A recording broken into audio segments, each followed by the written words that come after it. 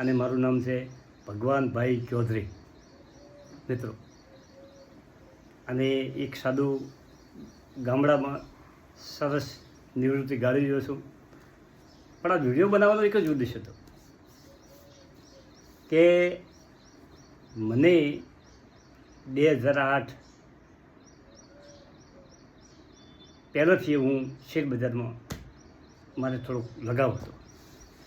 પહેલાં તો અમે આઈપીઓ ભરતા હતા, ઘણા શેરો લેતા હતા, પરંતુ 2007-8માં અમે શેર બજારમાં ગળાડૂબ થઈ ગયા.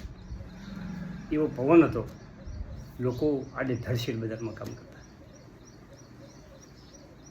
પણ હું આ નિફ્ટી બિફ્ટીમાં મને નહોતું ફાવતું, પરંતુ હું લેતો ને વેચી નાખતો, આ બધું કરતો હતો, ઇન્ટ્રાડે કરતો હતો ટૂંકમાં. પરંતુ એવી પછલાટ ગાધી કે વિશ્વ મંદી આવી. જે પોર્ટફોલિયોમાં શેરો પડ્યા હતા એ બધા જામ થઈ ગયા. વેચો તો અડધા પૈસા થાય, આવી પરિસ્થિતિ હતી. આ મેં કીધું છે પણ ફરી વખત કહું છું. પછી મેં શું કર્યું કે જે પોર્ટફોલિયો તો એમને પડ્યો રાખ્યો, જે થવું હોય થાય, અને વેચો જ નહીં. 25 કંપનીઓ હતી, એમાંથી કંપનીઓ 500 બહુ દોડે, 1000%, 2000% રિટર્ન મળી ગયા. એક કંપનીમાં તો 5000% રિટર્ન મળ્યું. 500 કંપનીઓ બંધ થઈ ગઈ. આ બધું થયું એટલે મને એવું મગજમાં આવ્યું કે શેર બજારમાં પૈસા બનાવવા હોય તો સારી કંપની ખરીદી અને સમય આપવો પડે. આ વાત લોકો સુધી પહોંચાડવી, આ વાત તમારા સુધી પહોંચાડવી, યુવા પેઢી સુધી પહોંચાડવી. એના કારણે આ વિડીયો બનાવવાની મારી ઈચ્છા થઈ. બીજું કોઈ વિઝન નથી, કમાણી કરવાનું કોઈ વિઝન નથી, કે બીજી કોઈ જફામાં પડવાની વિઝન નથી. હેન મોજ છે, ગામડાનું જીવન છે, ઢોર રાખવા છે, ખેતી કરાવવા છે, શેર બજારમાં ખૂબ પૈસા છે, છોકરા વેલસેટ છે, નોકરી કરે છે, ખુશીની મજા છે. ઓનાથી વિશેષ શું જોવે? તંદુરસ્તી છે, શરીર સારું છે, પણ શરીરમાં ડાયાબિટીસ, બીપી, ગોળીઓ લેવી પડે. અને હવે આપણે આપણો પ્રશ્ન ચાલુ કરીએ કે રાજેશ એક્સપોર્ટ આ શેર વિશે કોમેન્ટ કરી છે.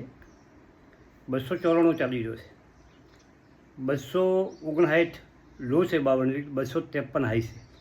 મિત્રો, કલ્યાણ જ્વેલર્સનો PA 101 છે અને રાજેશ એક્સપોર્ટનો PA 229 છે. ખૂબ PA મોંઘો છે મિત્રો. અને વેચાણની નફામાં કંપનીમાં ઘટાડો થયો છે. અને કંપની ઉપર 755 કરોડનું દેવું છે. દેવો વધારે નથી, એનું રિઝર્વ 15,270 કરોડ કંપની પાસે રિઝર્વ પડ્યું. બુક વેલ્યુ 516 છે. રિઝર્વ સારું છે એટલે બુક વેલ્યુ સારી છે. ફેસ વેલ્યુ 1 રૂપિયો. નવો લેવરાય નહીં, પણ જૂના હોય તો પડ્યા રાખો. 2-4 વર્ષ પડ્યા રાખશો અને વેચાણ વધશે, કંપની દોડશે. પરંતુ આજે કંપનીમાં વેચાણમાં ખૂબ ઘટાડો થયો છે અને PA ખૂબ મોંઘો થઈ ગયો છે. હવે એક શેર છે, આ જયેશભાઈ પ્રશ્ન કર્યો છે કે જેમસરી આ કંપની 279 ઉપર ચાલી રહી છે અને 100 રૂપિયાથી સીધી આટલે પહોંચી છે. હવે એમાં એવું મેં આ સર્ચ કર્યું કે એમાં કંપનીની ફેસ વેલ્યુ 1000 રૂપિયા હતી અને 10 કરી કે એક શેરના 100 શેર બોન સ્પ્લિટ કર્યા, એટલે એક શેરના 100 શેર કરી. આવી કંપનીઓ પણ હોય છે. અને કંપની સ્પ્લિટ કર્યા 13 ઓગસ્ટે કર્યા, ઓગસ્ટ સ્પ્લિટ કરી દીધા. એની ફેસ વેલ્યુ 1000 રૂપિયા હતી, એ હવે 10 થઈ ગઈ છે. જેના પોર્ટફોલિયોમાં આ શેર હતા, ધારો કે એને પાસે એક શેર હશે, એને 100 શેર મળી જશે. મિત્રો, આવી રીતે આ કોની માહિતી મળી હતી મિત્રો. અને વેચાણની નફામાં કશું નથી કંપની. 100 કરોડનું માર્કેટ કેપ છે એટલે શેર ઓછા બારી પડ્યા. અને આવો નવો એક બીજો શેર છે ટાપરિયા ટૂલ્સ. એની વચ્ચે કોમેન્ટ આવી હતી, પણ આપણે આ કંપનીમાં તમને શેર મળતા જ નથી, કોઈ વેચવાવાળો હોતો જ નથી. એનો ભાવ છે એનાથી તો 7 ગણો આ કંપની ડિવિડન્ડ ચૂકવે છે, ટાપરિયા ટૂલ્સ. આ કંપનીઓએ શેર ધારો કે ટાપરિયા ટૂલ્સ, જેમસરી, આ શેર બહુ ઓછા પાડેલા હોય કંપની. હવે આ સ્પીડ કર્યા છે એટલે શેરની સંખ્યા કદાચ વધશે. મિત્રો, એના પછીનો બીજો પ્રશ્ન છે રિશિદ રાજનો. જીઓ ફાઇનાન્સ વિશે કોઈ. જીઓ ફાઇનાન્સની આજે એજીએમ છે, અને જીઓ ફાઇનાન્સ તમારા પાસે હોય તો તમારે હોલ્ડ કરવો. 2-3 વર્ષમાં પૈસા તમારા ડબલ કર્યા છે. મિત્રો, કામકાજ હવે ચાલુ થશે, અને ચાલુ થશે એટલે કંપની સારું કામ કરવાની છે. પ્રાજ ઇન્ડસ્ટ્રીઝ નિકુંજભાઈનો પ્રશ્ન છે કે 773 ઉપર ચાલી રહ્યો છે, 458 વીક લો છે, 813 વીક હાઈ છે, માર્કેટ કેપ 14,202 છે, પીએ 49 છે. દેવું કંપની ઉપર નથી, ગુડ કંપની છે. તમારા પોર્ટફોલિયોમાં હોય તો તમે આ કંપની રાખજો.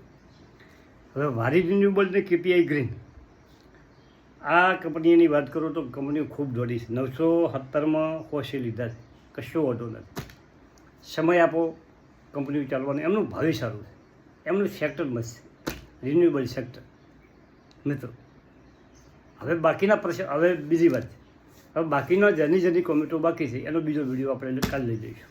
મિત્રો, મને કોઈ કોમેન્ટ કરે અને એનો જવાબ ના લો તો મને પેલું થાય છે, પરંતુ 2-3 દિવસ મેં નહીં જવાબ આવ્યા. લોકો મારું તો કાર્ડનો મારે તકલીફ હતી, એટલે મારું એરટેલનું કાર્ડ હતું એ બ્લોક થઈ ગયું, બંધ થઈ ગયું.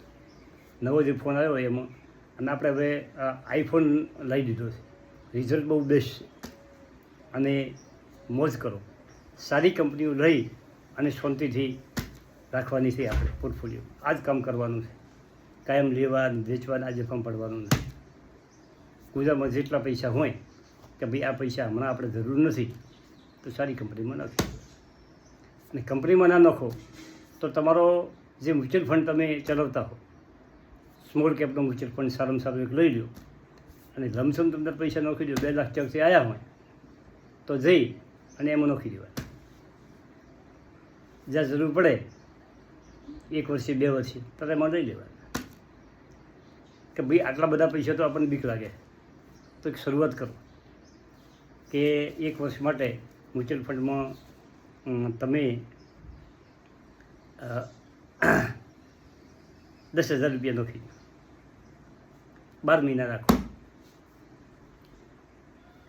તમને કેવું રિઝલ્ટ કેવું મળે છે ખતરો તો કરો. નિપુણ ઇન્ડિયા સ્મોલ કેપ ફંડમાં કે 12 મહિના આપણે 10,000 જોતા નથી, લાવો નાખી દે, લમસમ નાખી દેવાય.